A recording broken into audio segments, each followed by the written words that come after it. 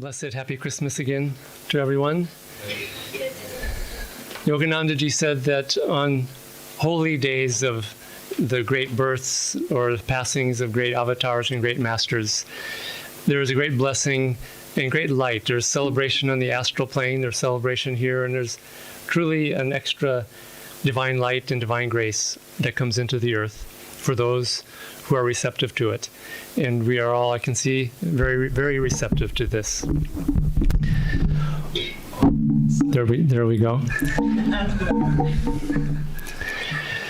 There is about 2 or 3 sayings of Christ from the New Testament that Swami Kriyanandaji, Paramhansa Yoganandaji repeatedly used. And by my understanding, to them, this was the essence of Christ. One of them we've been using all weekend long. It seems like a mantra this weekend. It keeps coming up. And it was just sung so beautifully by Bara and S.A. And it is, "Blessed are the pure in heart, for they shall see God." It's as simple as that. And Swamiji gave it so much emphasis that he almost distilled not only the teachings of Christ, but the teachings of the spiritual path, which is developing true, deep purity of heart. In the Bhagavad Gita, very similarly, the Lord says, chapter 15, stanza 11, and also keep in mind before I read this that Yoganandaji very often called Christ, he called him Christna, as in Krishna. And the Christ consciousness, the Krishna consciousness, the Kutastha Chaitanya, it's all the same. And he really kept emphasizing that it was one and the same consciousness that we were trying to tune into. And the Lord says, "Seekers of union with the Lord find him dwelling in their own hearts. But those who, lacking in wisdom, seek him with impure motives, cannot perceive him, however much they struggle to do so." And Swamiji says, here the Gita is saying that we must seek God with no other desire than union with him. God is the Lord of love. Only through pure, self-giving love for him can we know him. And it's very simple. And Swamiji described this purity of heart over and over again as self-giving love. He described purity as losing all the baggage and the covering of our pure heart with worldly desires, worldly attachments, sarcasm, cynicism, all the things of the world. And when those fall away, the natural purity of the heart is there. And our part simply is try to let go of those things. We have techniques for that. Kriya Yoga. So interestingly, in the chapter on Kriya Yoga in Swamiji's autobiography, The New Path, the very first line, what is it? A chapter about a technique.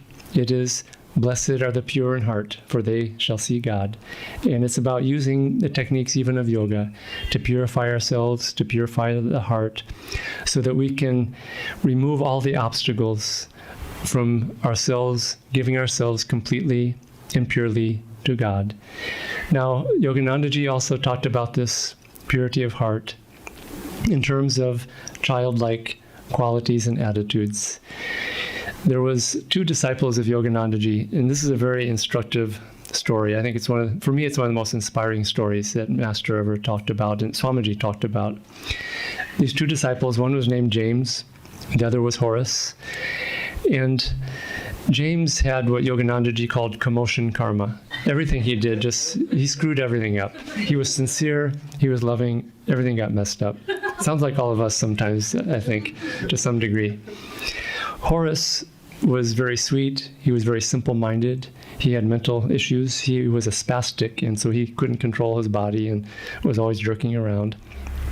One day, they were giving the big Sunday discourse satsang at one of the big churches of Yoganandaji's. And so James, who was always very nervous, decided, he heard that it would help him to relax, he read this, to take a long hot bath before he spoke. So he did. And he went way too long. And by the time he showed up to give the talk, he was just completely wiped out. He was just like a limp rag. He was just dull-minded and everything. And so he gave the talk about the benefits of yoga and meditation. And Horace, he went and took the collection, which they often do in churches in the West, where you take a basket around. And here he was jerking around and couldn't control himself taking this collection, again, showing the benefits of yoga. And I think all of us can relate at various times with our seva that we try the best, but we have limitations, and just it doesn't always turn out really, really good. But the amazing thing is that Master said about James that he would be free at the end of this lifetime. About Horace, he said Horace is almost there, meaning he's almost free. And why did he say that?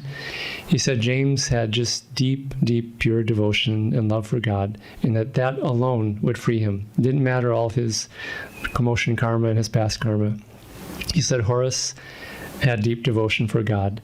And one of the disciples was asking Master, because they saw this guy who had mental issues and was spastic and just couldn't control his body or his mind. And he said, well, it must be a very simple kind of devotion for someone like that. And Yoganandaji, he just replied, that is the kind God likes. He does not reveal himself unto the prudent and the wise, but unto babes. And so that is the essence of these teachings. You know, Swamiji, in his last Christmas talk, it was 2012, and it's on YouTube. If you just Google Swami Kriyananda Christmas 2012, we just watched it today. It's only 4.5 minutes long. And he bemoans the way that the churches have, in a sense, given Christ a really bad reputation. And you could probably say that about a lot of religions. They've given God a bad reputation by the way they behave. And he said that the churches have completely misrepresented Christ. And one of the missions that Yoganandaji came to bring was to bring back original Christianity, which is really the true original teachings of Christ. He once said that Christ was crucified once, but his teachings have been crucified every day for 2,000 years, is the way he put it. And to show you how much a church can change things. And I say this because in India especially, I think sometimes the aggressiveness of missionaries gives Christ a bad name or a bad reputation. But there's one of my favorite quotes that Swamiji, again, repeated over the years. It was a Catholic saint who said, if you knew how much God loved you, you would die of joy. And it's just beautifully uplifting. And one day, finally, I wanted to find out more about that quote and the context and what was around it. So I Googled it. And all I could find was all these quotes on church websites by the same Catholic saint saying, if you knew the value of the Sunday Mass, you would die of joy. And it was just, I kept slapping my head. No. A saint would never say that. No.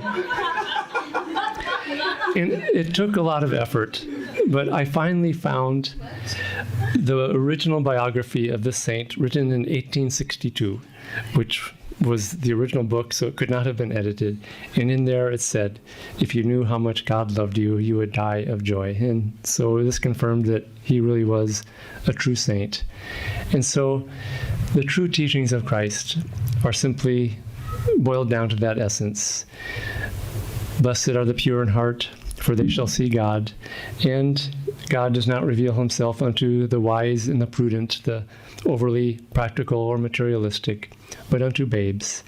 It's very interesting that Swamiji, over the years, he often went to places where Divine Mother had appeared.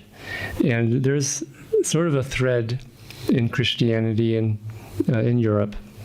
There have been a handful of times where Divine Mother, as the Virgin Mary, Christ's mother, appeared and talked to people. But it was always children in every single instance over there. And someone did a study of all these children, and they found that these children were just really normal kids. There was nothing unusual about them. In many cases, they weren't really saints even when they grew up. But they did discover one thing about all these children, one thing they had in common, which was they were all incredibly pure-hearted. And so simply, if that's what we take from this Christmas day, from the teachings of Christ, is to work on developing purity of heart. I often say that for computer programmers, who I'm sure there are probably at least a few in the audience, many of computer programming sort of clauses or statements are if-then statements. If you do this, then this will happen. And simply, if you purify your heart, then you will see God. It's as purely simple as that. And so just to really urge people, develop devotion, develop purity of heart. Finally, Swami Kriyanandaji, who was very mental when he came to his guru. And he knew he was, and he was trying very hard to overcome it. And Yoganandaji was always trying to urge him to overcome this attitude. And one day he finally said, Yogananda to Swamiji, he said, "Get devotion. You must have devotion. Remember what Jesus said." And then he paraphrased the words of Christ, "Thou dost not reveal thyself unto the prudent and the wise, but unto babes." And so let's take the spirit of the shepherds being the chosen ones who discovered the Christ child. Again, purity of heart, simplicity. Don't overcomplicate the spiritual path. Work very simply on purifying the heart, and you will see God. You will experience God. Blessed Christmas to all of us. And now we will have an arati.